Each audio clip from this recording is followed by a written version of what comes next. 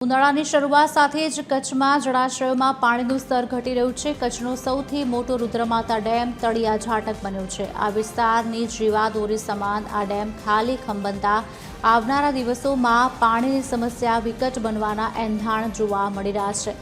આસપાસના 10 જેટલા ગામોને પીવાનું પાણી અને ખેડૂતોને સિંચાઈ માટે પાણી પૂરું પાડતો આ ડેમ નહિવત પાણીના જથ્થા સાથે ઉપલબ્ધ છે, જેના કારણે ઉનાળો આકરો બને તેવું લાગી રહ્યું છે।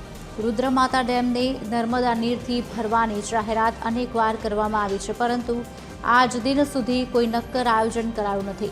ડેમને નર્મદા નીરથી ભરવામાં આવે તેવી ખેડૂતો માંગ કરી રહ્યા છે।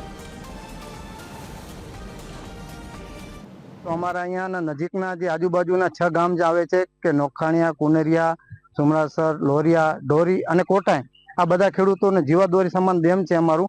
તો ઉનાળામાં દર વખતે ખાલી થઈ જાય છે, એમાં પાણી રહેતું નથી। કાજે લગભગ 12,000 હેક્ટર જમીન આવેલી છે એ ડેમમાં અને કચ્છથી સૌથી મોટું ડેમ છે।